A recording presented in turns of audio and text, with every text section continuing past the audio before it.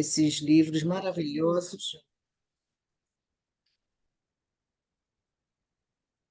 E vamos pedir ao Senhor que nos ampare hoje e sempre. Graças a Deus.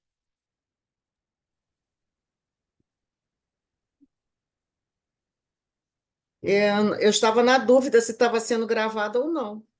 Eu sempre gravo. Você ligou agora, né? Entrei agora. Mas está sendo Tá, gravado. tá ok. Então, nós estamos. Eu vou só identificar, né? Isso. Hoje, dia 21 de março de 2024, nesse horário, nós estudamos essa obra, Primícias do Reino, tá? A Denise é a coordenadora desse estudo, e nós estamos estudando ainda, né? O capítulo 2, que tem por título O Precursor. Sabe, na última Isso. parte do capítulo 2, o precursor, tá? Então, Tá. a palavra está com você, Denise. Então, como a gente estava vendo antes, né? Nós estamos no parágrafo 100. Vamos reler o parágrafo 100, mas depois eu gostaria ainda de continuar nesse capítulo para que façamos um estudo, tá? Pode terminar esse capítulo falando ainda do precursor, tá bom? Então, ele inicia assim, aqui. Mélia Rodrigues está narrando a hora do desencarne de João o Batista. A lâmina prateada cortou o ar, e num baque surdo a cabeça do precursor rolou no piso de pedra.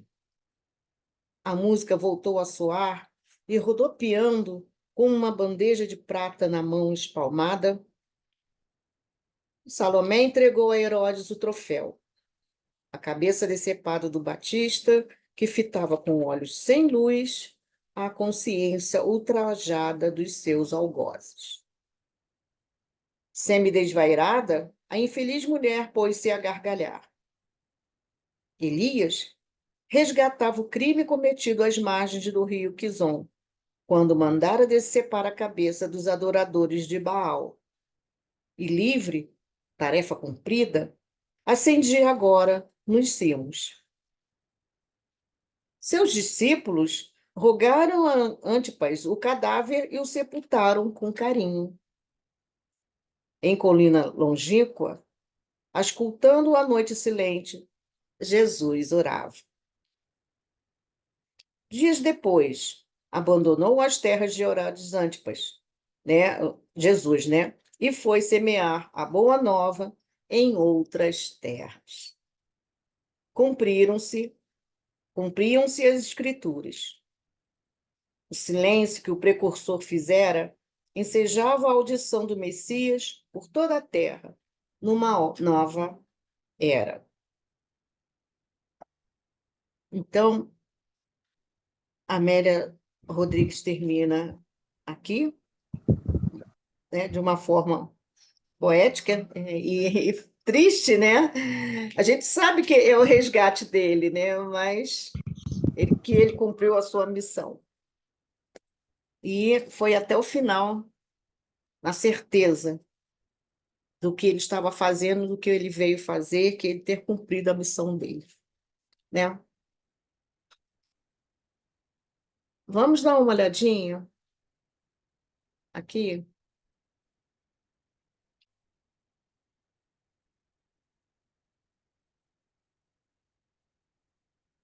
Nos... Perdão, deixa eu baixar aqui o som.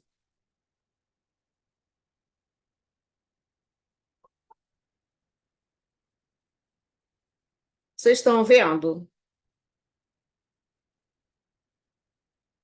Qual? Está enxergando bem? Está tudo certinho? Que não dá para ver ninguém, tá? Eu Não, não a estou gente vendo, não está não. vendo, não. Não estou Tá, vendo, não? não. Não Então, deixa eu apareceu ainda, retornar. não. Eu coloquei para Vocês estão me vendo? Estamos vendo, Sim, mas você ainda não sim. compartilhou. Sim, sim. Ah, eu cliquei aqui, compartilhar tela. Ah, ok, ok. Você abriu o arquivo? Aqui já estava aberto. Estou Então, aprendendo, vamos ver. O negócio aqui é acertar a setinha no local certo. Pronto. Tá vendo agora? Agora sim. Porque sumiu todo mundo de repente. Vamos lá.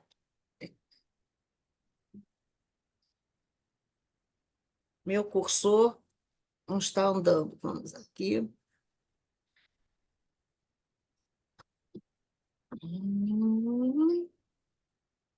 Sabe o que acontece? Como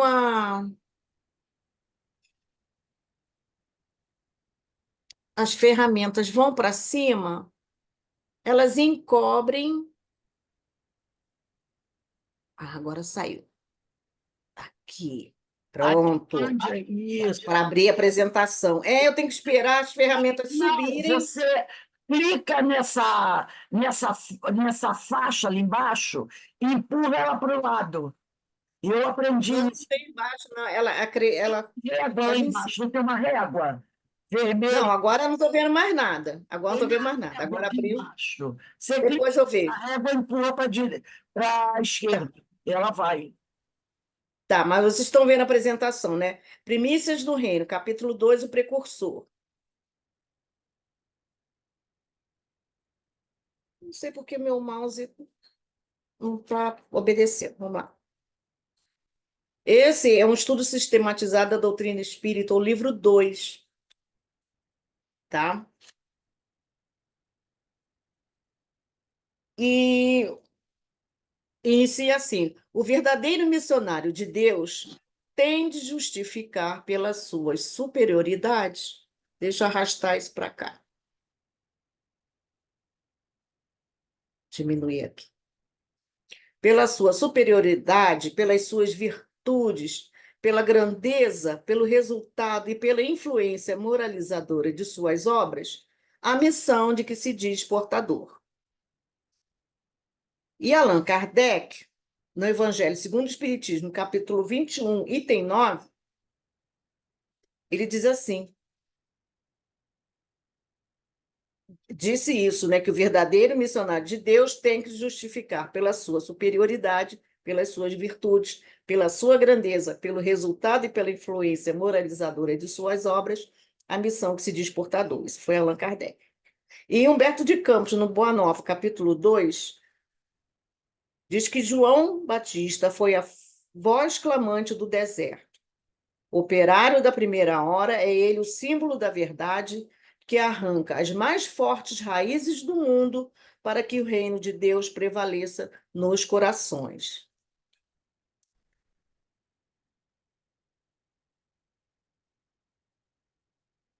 Então, vamos ao texto evangélico mais uma vez. E naqueles dias, apareceu João Batista pregando no deserto da Judéia e dizendo: arrependei-vos, porque é chegado o reino dos céus. Porque este é o anunciado pelo profeta Isaías, que disse: voz do que clama no deserto, preparai o caminho do Senhor, endireitai as suas veredas. Está em Mateus capítulo 3, versículo de 1 a 3.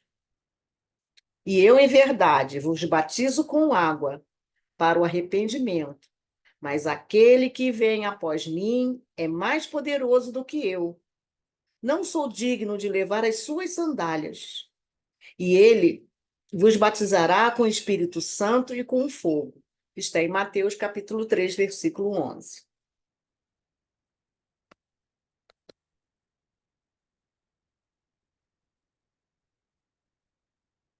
Agora vamos à interpretação do texto evangélico. João Batista é conhecido como precursor, aquele que viria antes de Jesus, a fim de lhe preparar o caminho. Foi ele quem batizou o Mestre e o designou como Messias.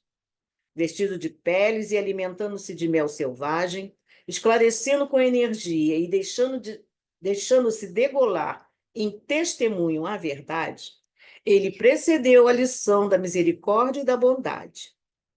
O mestre dos mestres quis colocar a figura franca e áspera do seu profeta no limiar dos seus gloriosos ensinos, e por isso encontramos em João Batista um dos mais belos de todos os símbolos imortais do cristianismo.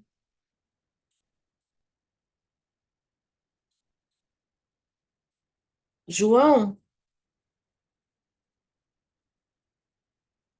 ai,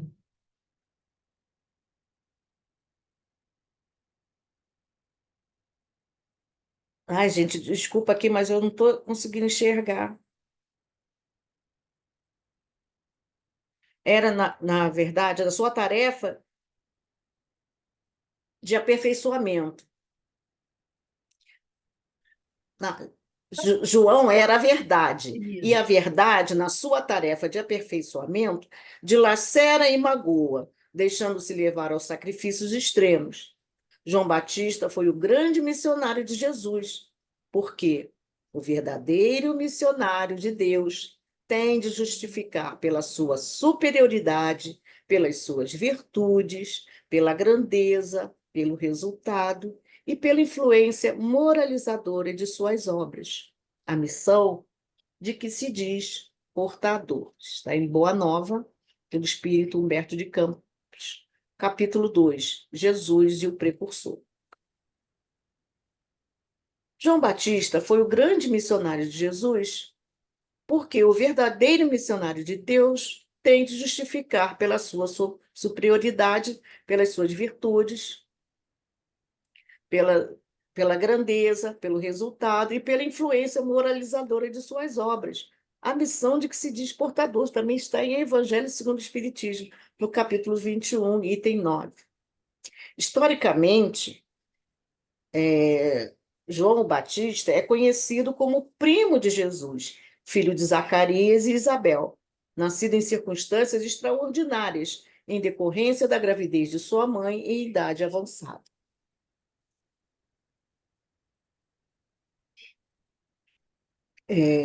João Batista foi a voz clamante do deserto, operário da primeira hora. Ele é o símbolo da verdade que arranca as mais fortes raízes do mundo para que o reino de Deus prevaleça nos corações, exprimindo a austera disciplina que antecede a espontaneidade do amor.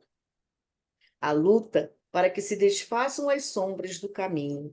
João é o primeiro sinal do cristão ativo, em guerra com as próprias imperfeições do seu mundo interior, a fim de estabelecer em si mesmo o santuário de sua realização com Cristo. Então, ele mesmo lutou com com a sua natureza, né, para poder se tornar aquele missionário reto e fazer tudo aquilo que era necessário fazer. Então, ele caminhou pelo deserto, se, se alimentava a alimentação dele era muito frugal, né? Imagina o quanto não caminhou, né? O quanto não sofreu aquele corpo físico para poder ele agir retamente conforme ele tinha a certeza de que ele deveria agir para poder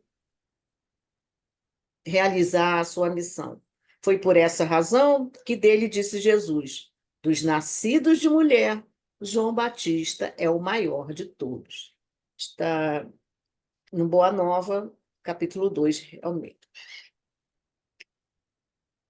Ele representa aqueles que estão empenhados na luta pela reeducação espiritual. Então, essa é a representação de João o Batista na nossa vida, né? Aqueles que estão empenhados na luta pela sua reeducação espiritual, sob o império da lei de causa e efeito. São conhecidos como legalistas da lei de Deus que, se adotam posturas extremadas, transformam-se em fanáticos e exageradamente ortodoxos. Por quê? Quando a gente começa a realizar a reeducação, mas se torna muito cristalizado naquele, com muita severidade, acaba ficando fanático mesmo. Então, aí a gente vê que muitos querem que os outros sejam certinhos, que ajam corretamente, se engessam naquela postura e fica uma postura extremada, né? A gente deve lutar pela nossa reeducação espiritual, sim.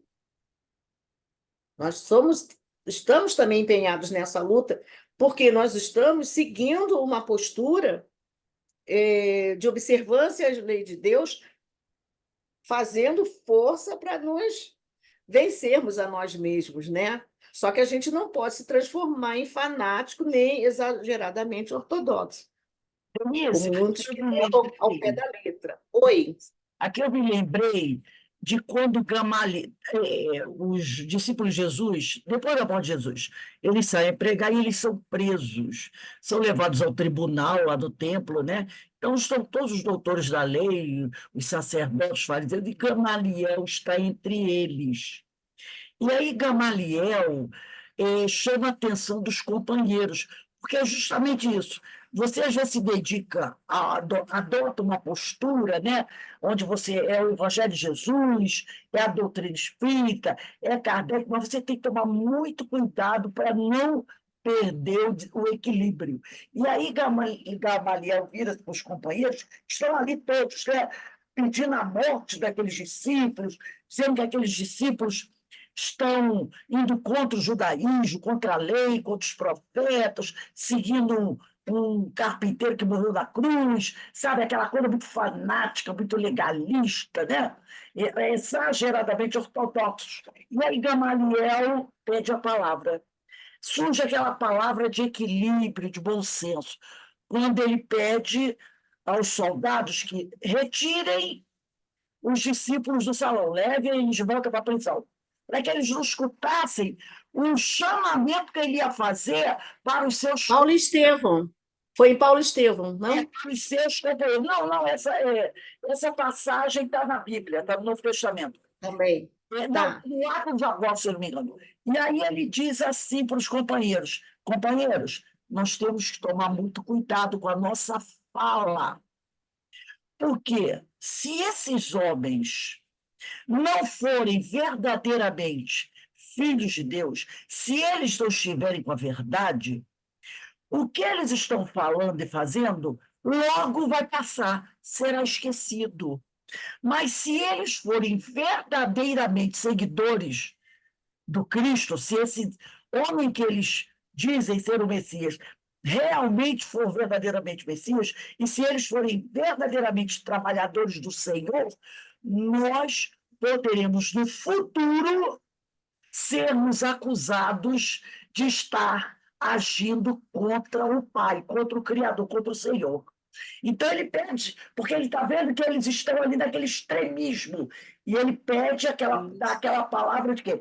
De equilíbrio. Vamos tomar cuidado com esse extremismo, né? Para que a gente não venha a cometer algum tipo de Não, injustiça. Porque é exatamente. fácil, às vezes, a gente vê um grupo que está desenvolvendo uma tarefa, principalmente no aspecto religioso ou filosófico, passar dos limites, né?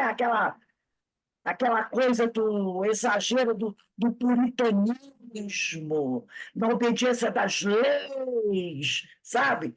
E, de repente, quando a gente vê, aquele grupo se perde nesse fanatismo, nessa ortodoxia exagerada. É muito mais comum do que a gente pensa isso aí. É isso, muito mais sério, né? Bom, o primeiro texto evangélico de Mateus, capítulo 3 e versículos de 1 a 3, nos informa que durante a pregação, João Batista estimulava a multidão a arrepender-se, né? Porque ele dizia, porque é chegado o reino dos céus. Então, o arrependimento é a base da melhoria espiritual.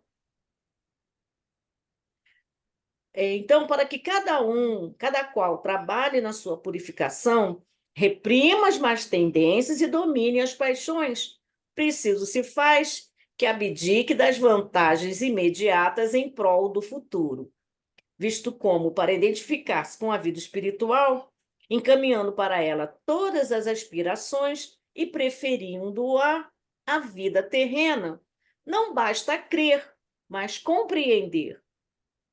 Devemos considerar essa vida debaixo de um ponto de vista que satisfaça, ao mesmo tempo, a razão, a lógica, ao bom senso e ao conceito que temos da grandeza, da bondade, da justiça de Deus. Isso está no Céu e Inferno, na segunda parte, capítulo 1, item 14.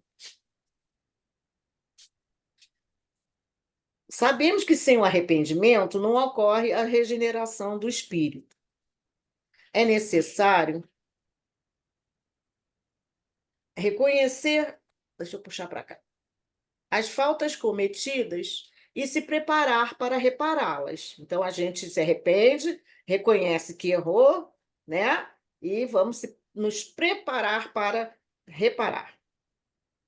O remorso é a força que, nesse sentido, nos esclarece Emmanuel. O remorso é a força que prepara o arrependimento, como este é a energia que precede o esforço regenerador.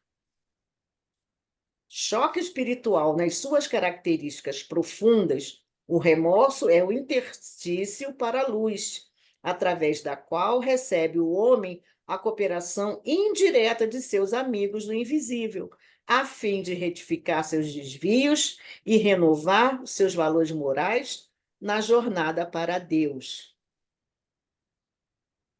Então, esse remorso que João o Batista clamava para que todos se arrependessem, né? É um início, né? É a força que se prepara, né? Esse remorso, esse reconhecimento, esse arrependimento, esse reconhecimento das suas próprias faltas. Como é que, se você não reconhecer que é errado, como é que você vai se arrepender, né? Como é que você vai se modificar? Como é que você precisa se conhecer, né? Conhece-te a ti mesmo, né? Questão 919. Ah, fazer como Agostinho, né?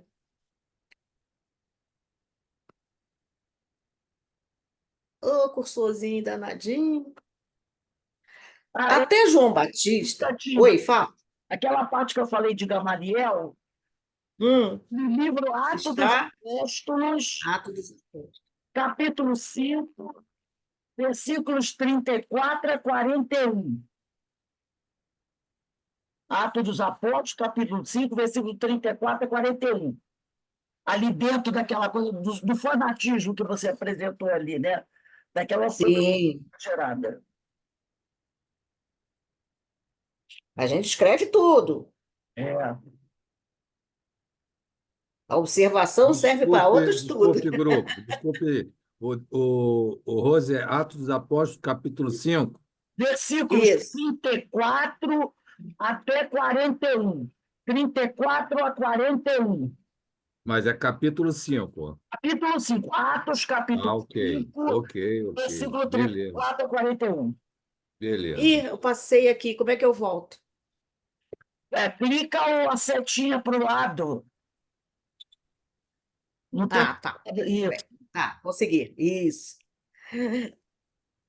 Até João Batista, Até João Batista, a tentativa de se obter paz interior estava relacionada às obrigações religiosas ou às manifestações de culto externo, né? Eram sacrifícios, holocaustos, oferendas, santificação do sábado, etc. Então, com Jesus, verificamos que Deus não está mais assentado no altar dos templos religiosos, mas que se encontra em todo o universo e no âmago do ser humano. O reino de que o versículo 2 de Mateus faz alusão tem significado bem diverso daquele que era apregoado pelo judaísmo, como bem nos esclarece o evangelista Lucas. O reino de Deus não vem com aparência exterior, nem dirão, ei-lo aqui ou ei-lo ali, porque eis que o reino de Deus está entre vós. São palavras do nosso Mestre Jesus em Lucas, capítulo 17, versículo de 20 a 21. Então, João preparava o caminho para que Jesus pudesse fornecer a chave do reino dos céus. Então, esse reino dos céus, que Jesus dizia, não era o mesmo reino dos céus do judaísmo, né? Eles eram de outra forma, entendiam de outra forma. E nos ensinasse as diretrizes para o alcance da harmonia pessoal, estabelecendo o reino de Deus no coração. João Batista pregava o advento do reino dos céus com ardor, usando de todo o poder de convencimento que ele possuía. A mente, como não ignoramos, é incessante gerador de força, através dos fios positivos e negativos do sentimento e do pensamento, produzindo o verbo, que é sempre uma descarga eletromagnética regulada pela voz. E ele tinha aquela voz forte e o seu verbo era firme, né? Por isso mesmo, em todos os nossos campos de atividade, a voz tonaliza a exteriorização, reclamando apuro de vida interior, uma vez que a palavra, depois do impulso mental, vive na base da criação, e é por ela que os homens se aproximam e se ajustam para o serviço que lhes compete. E pela voz, o trabalho pode ser favorecido ou retardado no espaço e no tempo. E esse é André Luiz, no livro Entre a Terra e o Céu, é o espírito André Luiz. Preparar o caminho do Senhor, endireitando as suas veredas, conforme assinala o registro do evangelista, em Mateus capítulo 3, versículo 3, tem significado especial. O homem bem-intencionado refletirá intensamente melhores caminhos, alimentados de ideias superiores e inclinando-se à bondade e à justiça. É necessário meditar no bem, todavia é imprescindível executá-lo. Então, a gente lê, a gente fala, né? Mas a gente estuda, fala sobre Jesus, mas tem que também fazer como ele, né? Tem que executar. Ah, lá vou eu mexer de novo no lugar errado. Só um instantinho. Fernando, me ajuda aqui com a bateria?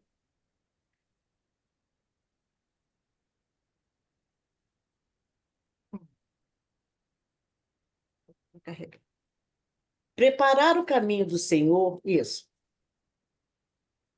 É imprescindível executá-lo. A providência divina cerca a estrada das criaturas com material de edificação eterna, possibilitando-lhes a construção das veredas direitas, né? Ele diz que endireitar as veredas, né? O João Batista dizia, que ele vinha endireitar as veredas, e a gente só pode realizar isso aqui, ó, porque a nossa parte é indispensável, né? A gente tem que fazer a nossa parte. Eu estou aqui meio enrolada para botar para carregar. Porquanto em torno dos seus caminhos seguem os que manquejam. Então, Oi, ok. oi. Não, agora sim. Não, tá inter... Só um instantinho, gente, desculpa. Fê, bota ali, naquele ali, ó. Puxa para frente, por favor. Isso. Perdão, a bateria está acabando. Anda, meu filho. Pronto. Nós é que manquejamos nos nossos caminhos, né? Nós temos que aproveitar todos os ensinamentos para a gente endireitar as nossas veredas. Os prisioneiros da ignorância e da má-fé arrastam-se como podem nas margens do serviço de ordem superior. Somente aqueles que constroem estradas retas escapam-lhes aos assaltos sutis, defendendo-se e oferecendo-lhes também novas bases, a fim de que se não desviem inteiramente dos divinos desígnios. Obrigado, meu amor. Isso está em Pão Nosso, pelo Espírito Emmanuel, no capítulo 20, capítulo 86, o subtítulo Intentar e Agir. Então, nós temos que agir, fazer a nossa parte, não é só ter vontade na boca, né? A gente tem que fazer, executar. No segundo texto de Mateus, no capítulo 3, versículo 11, lemos que João Batista batiza com água as pessoas que desejam ser convertidas, atendendo ao rito judaico, certo? Sabemos hoje que tal simbolismo é dispensável, uma vez que a verdadeira conversão ocorre no íntimo do ser. Então, não é se batizar nas águas que vai fazer a sua mudança, né? A mudança, a conversão, o contato é íntimo. Esclarece Emmanuel que os espiritistas sinceros, na sagrada missão de paternidade, devem compreender que o batismo, aludido no Evangelho, é o da invocação das bênçãos divinas. Então, esse é o verdadeiro batismo, né? Que está no livro Consolador, na questão 298.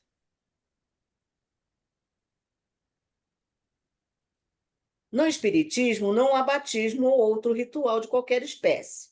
Jesus veio em seguida à pregação de João Batista, oferecendo-nos o seu evangelho de luz e amor. A providência divina movimentou todos os recursos indispensáveis ao progresso material do homem físico na Terra. O evangelho de Jesus é a dádiva suprema do céu para a redenção do homem espiritual em marcha para o amor e sabedoria universais. O Evangelho é o roteiro para a ascensão de todos os espíritos em luta, o aprendizado na Terra para os planos superiores do ilimitado. De sua aplicação decorre a luz do Espírito. No turbilhão das tarefas de cada dia, lembrai a afirmativa do Senhor. Então, a gente tem que estar lembrando. É interessante, fala no turbilhão, né, das tarefas. A gente está sempre na correria, fazendo muitas coisas, mas a gente tem que lembrar, sabe? É necessário que a gente se lembre dessa afirmativa de Jesus. Eu sou o caminho, a verdade e a vida. Se vos cercam as tentações de autoridade e poder, de fortuna e inteligência, recordai ainda as suas palavras. Ninguém pode ir ao Pai senão por mim. E se vos sentis tocados pelo sopro frio da adversidade e da dor, se estáis sobrecarregados de trabalhos no mundo, buscai ouvi-lo sempre no imo da alma. Quem deseja encontrar o reino de Deus, tome a sua cruz e siga os meus passos. Também em um Consolador, na questão 225.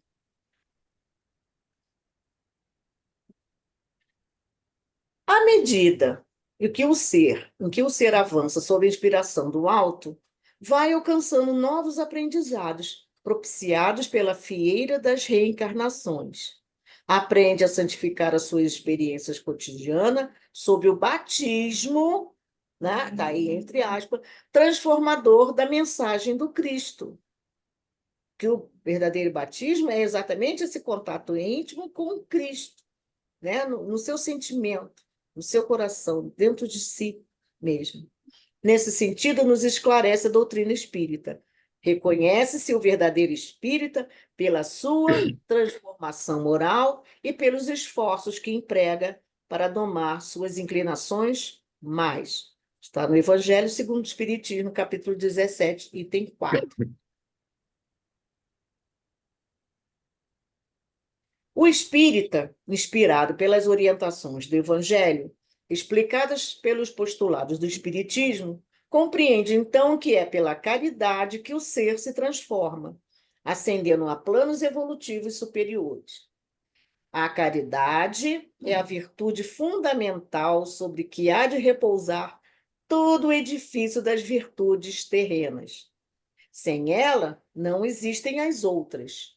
Sem a caridade, não há esperar melhor sorte. Não há interesse moral que nos guie. A caridade é, em todos os mundos, a eterna âncora de salvação. É a mais pura emanação do próprio Criador. É a sua própria virtude dada por ele à criatura. Ainda em O Evangelho segundo o Espiritismo, capítulo 13, item 12. E essa caridade foi um assunto dessa semana também, nos nossos estudos.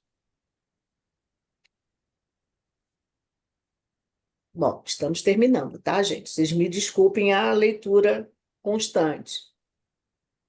Mas é necessário ainda para fazer a gente refletir em todo esse caminho, né? Como a gente já tem conversado durante esses dias, né, de estudo desse livro sobre o precursor, sobre a importância de João Batista.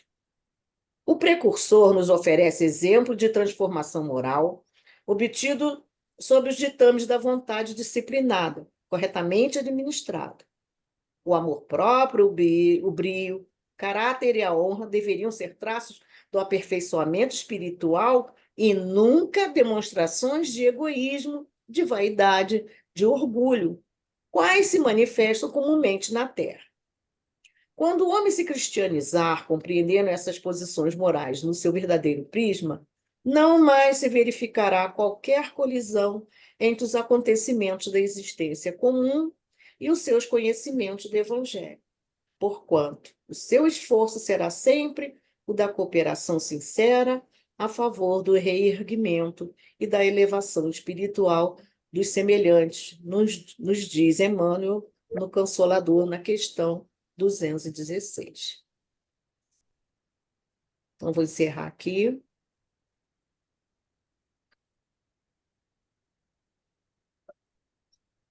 Dando um fechamento, né, no estudo sobre o precursor, para a gente ver a importância. E no final do capítulo que a gente leu, de Amélia Rodrigues, quando a lâmina prateada corta o ar e a cabeça de João Batista cai, resgatando ele assim, aquele seu erro grave como Elias, né? Elias resgatou esse crime cometido e Jesus, nessa hora, com certeza estava orando por ele, né, Rose? Porque ele sabia, né, o que ia acontecer, eles estavam ali sabendo da vida de um que estava preso, da vida do outro, como é que ele estava, ele querendo saber, né, se estava realmente certo de que Jesus era o Messias, e sem obter essa resposta, mas no fundo do seu coração ele tinha certeza que ele tinha cumprido a sua missão. E no final, aqui no último parágrafo, o silêncio que o precursor fizera ensejava a audição do Messias por toda a terra numa nova era. Então, ele preparou e Jesus veio, e quem ganha somos nós, né? Basta absorvermos esses ensinamentos e colocarmos em prática, né? Toda a vida de Jesus tem que ter e terá com certeza esse efeito nas nossas vidas, né? Porque ele não falava só aquele tempo. Eu queria falar Ele aqui um falou. instantinho. Tem um livro, Oi. não sei se vocês conhecem, é um livro, deixa eu mostrar aqui para vocês, não sei se vocês conhecem essa obra. Aqui está aqui. Essa obra aqui, ó. A Caminho do Deserto. Não, Do não. Eu Deserto, não li. de Emídio S.F. Brasileiro. É a história de João Batista, A Caminho do Deserto. Eu queria ler só o finalzinho desse livro, que é lindo, é uma história linda, linda, linda. Quem quiser, ó, é bem antigo esse livro, A Caminho do Deserto, tá? E no final, depois da morte Rose, manda a foto dele no grupo lá, por mando gentileza. sim, mando sim. Depois da Eu ia pedir. de João Batista, tem uma partezinha que ele, quando o soldado vem executá-lo, e o soldado diz para ele: tenho ordens do rei Herodes para executar-te ainda essa noite. Respondeu-lhe João: nada farás sem uma ordem expressa do Todo-Poderoso. Que ele quis dizer o seguinte? Porque ele disse: eu vinha por ordem de Herodes, o rei, para decapitar, para cortar sua cabeça. E ele diz, e João responde para ele que ele não ia fazer nada sem uma ordem expressa do Todo-Poderoso. Quer dizer, se Deus não permitisse, a ordem de Herodes caía por terra. Ele só ia cortar a cabeça de João porque Deus o permitiu.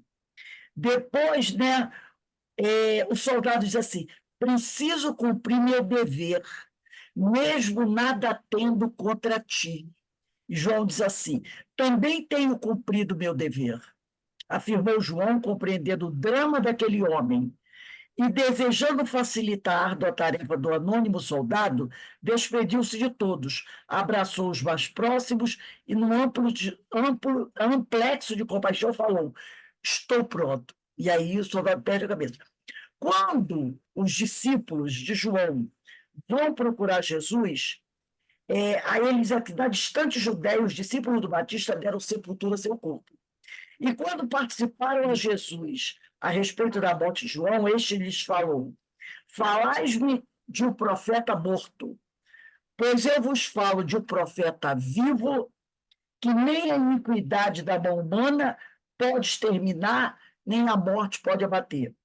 Falais-me de um profeta que viveu com a roupa rota e andrajosa, enquanto verberava contra a dissolução daqueles que vivem no luxo e meus prazeres dos palácios reais. Pois eu vos digo neste instante, as suas vestes são de luz e nenhum olhar suportaria o deslumbre de seu fulgor. Falais-me de um profeta, sim, eu vos digo, mais que um profeta. Era ele o Elias, que haveria de vir. E dentre todos os homens da terra, não houve nenhum maior que João Batista. Calou-se e levantou-se, levantando, seguiu adiante o caminho deserto. É uma obra inspirada, essa obra, tá? É uma obra inspirada, belíssima, belíssima. Obra intuitiva, A Caminho do Deserto. Muito bonito contando a história dele, né? Porque realmente João Batista fez a diferença, né? Ele realmente fez a diferença. É isso aí, Rose. Então, vamos parar aqui para não entrar no outro capítulo, porque o outro capítulo é punk. Belíssimo! Já O deu Excelso Canto, além de belíssimo, Deus! eu, eu achei difícil. Ele tem Amiga, muito amiga Denise, eu ensinamento amei o estudo, na mas eu queria que. Fala, Inês. Oi, amiga, eu amei o estudo. É que eu copiei rápido algumas coisas que eu colo no livro. E que fosse um pouquinho esse pedaço, eu achei tão emocionante e tão vivo para nós, né? Para dentro de nós, para fechar esse nosso estudo dessa semana, foi da caridade, né? E ele foi esse precursor. Aí queria que fosse mais lento, mas não é crítica, sabe, até falei, quando você disse que ia repassar, eu falei, ai, tomara, mas foi Passa o bem texto, acelerado. passa o texto. Ó, vai lá no blog. é, Não, mas eu peguei, eu copiei tudo aqui, que eu vou na Bíblia e vou nos livros. Agora, É isso Denise, aí. A blog gente e vai playlist anotando para os também? nossos. Playlist Oi? também do YouTube? Vai, né, Rose? Mas, Vai, a Rose, esse essa aula estudo, vai para sim. o YouTube, né? A aula de hoje vai para o YouTube. E Ela vai. playlist da Primícias? Mas que playlist, você diz? Eu não Do entendi. YouTube, do Cefa. Vai, Tem nos as clubes. aulas Tem, vão. vai lá, vai ficar Elas lá. vêm normalmente. Essa semana elas vão todas serem publicadas. Ainda está bem atrasadinho, mas elas vão. Tá? E eu vou mandar para vocês aí no grupo a foto da capa do livro. Belíssimo esse livro, muito bonito, sabe? Ele vai falando da vida dele, do trabalho dele, é muito bonito mesmo, muito bonito. É um espírito que a gente precisa conhecer um pouco mais, né? João Batista. João Batista. Rose, Oi. o interessante é que o João Batista ele passou, conforme, segundo diz o Pedro de Camargo, né, pelos 3 batismos, né? Pelo batismo de água, pelo batismo de fogo e pelo batismo do Espírito. Batismo do Espírito. Isso. Eu acho um estudo tão maravilhoso esse dos 3 batismos. Eu acho assim, sensacional. Se um dia eu puder fazer esse estudo, eu queria. Ah, Eu também achei emocionante. Você falou tudo, amigo. É maravilhoso esse a estudo. vida dele, e a vida dele continua, né? A vida dele continua. Há alguns companheiros que eu acredito que realmente é verdade, é a reencarnação de Allan Kardec, o Isso precursor. também. É o prepara. Quando o Consolador chega em 1857, não é um preparo para isso? Quem é que vem com a terceira revelação? Não é Jesus? No Espírito da Verdade chegando? Alguém tinha que preparar tudo. Quem é que prepara? Quem é que organiza tudo? Quem é que recebe as mensagens vindas de várias partes do mundo? Organiza, classifica, codifica, prepara tudo para o mundo. A terceira revelação. Não é Allan Kardec? É o precursor. Faz o sentido, né? Mas a gente ainda não tem nada. Já vários é, estudiosos já afirmam isso, vários tem, estudiosos, tem. vários pesquisadores. Porque as pessoas não gostam de falar muito sobre isso. Mas Isso, se você analisar o trabalho de Kardec, é todo de preparação. Ele, nós estudamos isso também ano passado no livro de Cairbar Schutel, ele vem Os Ensinos de preparando Jesus a também, chegada, né, Carmen? Lembra? do Consolador. Alguém precisa organizar tudo. Ele tem experiência, entendeu? É, Ô, William, quando você fala batismo de fogo, qual o sentido disso? O batismo de fogo aqui como diz Pedro de As Camargo, provas? são as provas, as expiações. Porque o batismo de fogo, quando a gente fala de batismo de fogo, por exemplo, no meio militar, é quando o primeiro enfrentamento do soldado num conflito armado, ele está sofrendo batismo de fogo. Então, na verdade, o batismo de fogo seria esse enfrentamento nosso com as nossas vicissitudes, né? São as nossas expiações, são Nas é, as nossas dores, é isso, dificuldades, né? as nossas dificuldades. Porque aí você falou dos 3 batismos, né? O de água seria o nosso abrir ao reino de Deus, talvez o da água, né? Esse batismo que a É gente esse recebe. do João Batista, né? Isso. De incentivar o arrependimento, né? Porque é o arrependimento que abre as portas da consciência para receber o ensinamento, né, de Jesus. Ele clamava no deserto: arrependei-vos, arrependei-vos. Ele dava o Isso, batismo isso. de água. As pessoas, Isso aí. depois o batismo do Espírito. Aí, E aí o depois William veio o batismo do falou, Espírito. batismo do fogo, da água, o terceiro batismo que você comentou? Do Espírito, Do Espírito.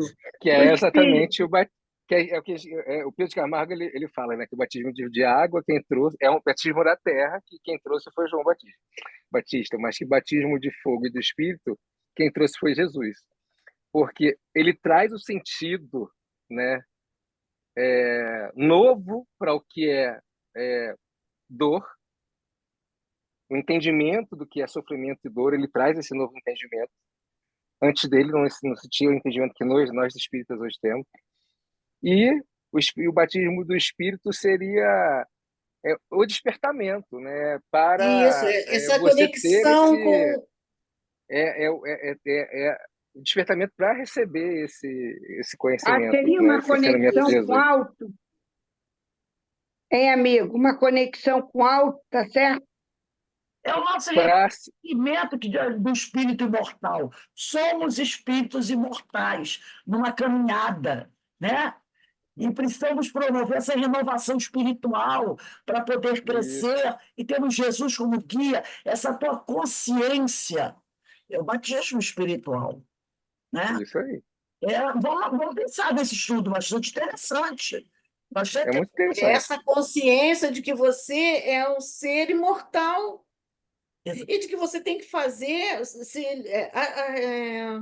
Olha o que a Regina. as leis de Deus, seguir as leis de Deus, cumprir as leis do Senhor, as Olha leis naturais. o êxtase da Regina hoje no Livro Diversidade dos Carismas. A consciência, eu sou. A consciência do espírito imortal. Né? Isso é o batismo do espírito. Então, realmente, a gente tem que estudar isso, aprofundar isso. E a futura aula da semana que vem vai ser cheia de simbolismo. É cheia de simbolismo. Cada Agora, frase vai ter um significado profundo. E a gente vai ter que caminhar bem devagarzinho. Cada frase vai ter um significado profundo. A Amélia Rodrigues vai dar uma aula para a gente semana que vem. Vai ser Amadurece aí tua ideia, vai ser maravilhoso o estudo. Vai ser sim. Muito bonito. Bem, gente, a gente está encerrando aqui a nossa aula, né? Isso, vamos terminar. Muito interessante. Eu passei, já botei a capa do livro lá no grupo, quem puder comprar, compra no sebo, dá uma lida. A gente precisa conhecer mais a história de João Batista, o precursor, o último profeta do Novo Testamento, né? Porque depois chega Jesus. Então, que a gente possa realmente nos inspirarmos nesse homem, nesse grande trabalhador, profeta Elias, João Batista, e a tarefa continua, né? Então, que nós possamos continuar, né, estudando e nos espelhando nessas aulas, deixar esse rastro de luz como exemplo para todos nós. Que o Senhor nos abençoe, que o Senhor nos fortaleça. E hoje nós teremos a nossa irmã Dani, que é do SEMICA, que vai fazer a nossa palestra falando sobre a realeza terrestre. Né? A realeza terrestre, do Evangelho segundo o Espiritismo, capítulo 2, item 8. Muito interessante esse tema, tá, gente? Então, um beijo para vocês. Daqui a pouco a gente se vê na nossa palestra, tá bom? Eu vou interromper aqui a nossa gravação e